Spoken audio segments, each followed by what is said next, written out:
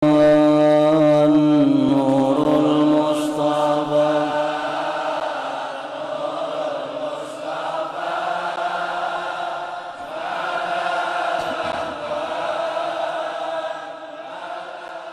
Bismillahirrahmanirrahim. Wasallam bersabda, salasatun yaumal qiyamah ala kathibin min miskin aswada la yahuluhum hisabu wa la yanaluhum faza' hatta yufraga mimma bainan nas. Rajulun qara'al Qur'ana batigha'a wajhillahi azza wa jalla wa amma biqaumin wa hum bihi radun.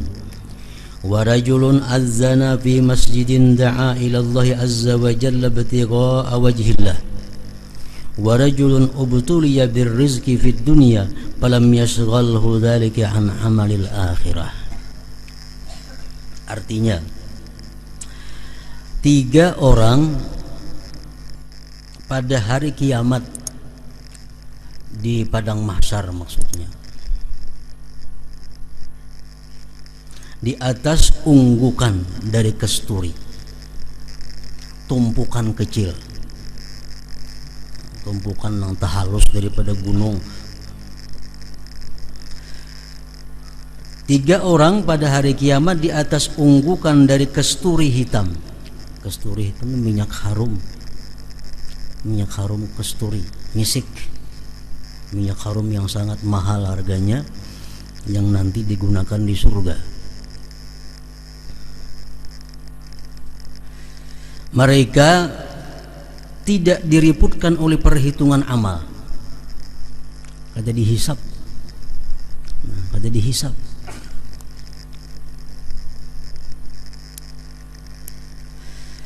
Dan mereka tidak dilanda keterkejutan.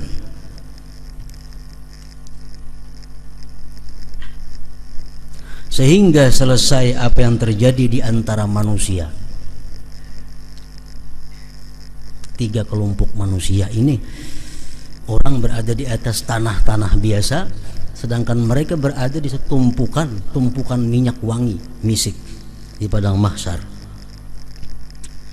Yaitu pertama, seseorang yang membaca Al-Quran karena mengharap ridha Allah Azza wa Jal, ia mengimami suatu kaum dan mereka ridha kepadanya.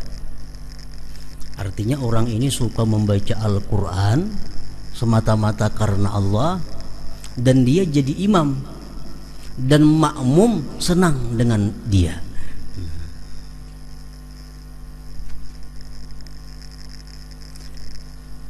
Gawiannya membaca Quran, ke masjid jadi imam, jamaah suka. Nah, itu kelompok yang pertama. Kalau jamaahnya kada katuju, nah itu lain lagi kisahnya.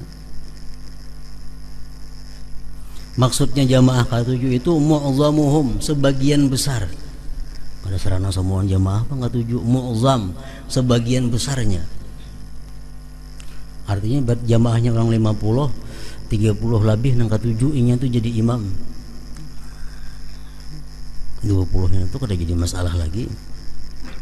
Nah, kalau sebagian besar orang kada katuju inya jadi imam, nah ini dilaknat oleh Allah Subhanahu wa taala.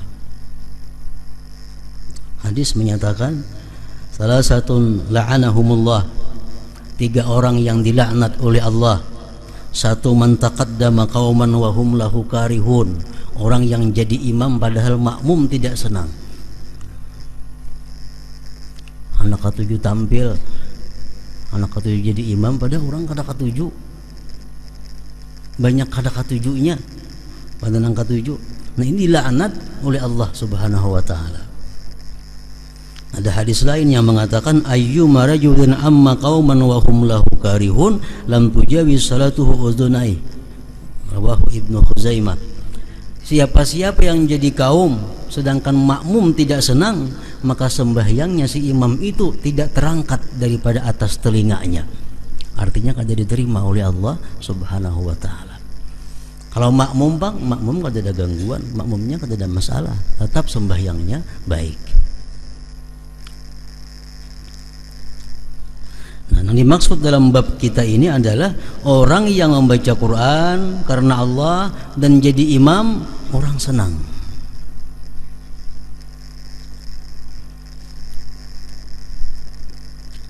Yang kedua, wa rajulun adzana fi masjidin da'a ila Allah azza wa jal ibtigha'a wajhillah.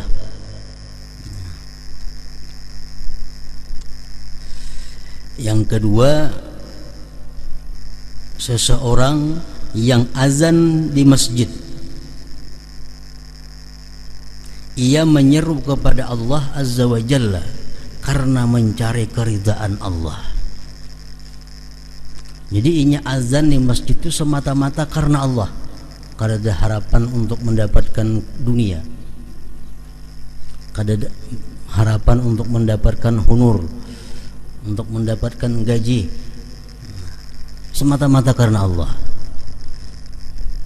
Orang nang gawiannya azan mau sekali-sekali itu kada bang, ini gawiannya muazin sampai waktunya bang, mungkin berapa kali sehari nya aja nang bang di masjid itu, di langgaran itu, dan semata-matanya karena Allah. Nah, kalau ini orang ini mati kayaknya di padang mahsyar demikian tadi, dia berada di atas tumpukan wangi-wangian misik dan diriputkan dengan berbagai macam hisab-hisab.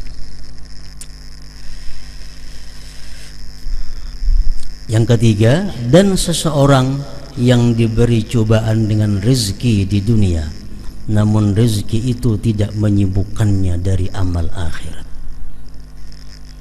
Orangnya hidup fakir, hidupnya serba kekurangan, namun sembahyang berjamaahnya kada pernah alfa, sembahyang sunatnya kada alfa, menuntut ilmunya kada alfa, selalu aktif, padahal orang ini rezekinya serba kekurangan.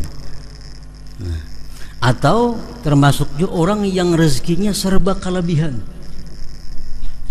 banyak berisi dagangan, banyak berisi toko, banyak berisi perusahaan macam-macam, tapi sembahyang berjamaahnya kada ketinggalan, sembahyang sunatnya kada ketinggalan, menuntut ilmunya kada ketinggalan. Nah, ini orang nanti di akhirat kayaknya berada di tumpukan wangi-wangian tadi. Nah, jadi sambil menunggu Allah menghitung makhluk, sambil menunggu Allah menghisap manusia, dia berada di tempat wangi-wangian. Nah, tanpa diriputkan dengan hisap tadi. Dan seseorang yang diberi cobaan dengan rezeki di dunia, namun rezeki itu tidak menyibukkannya dari amal akhirat.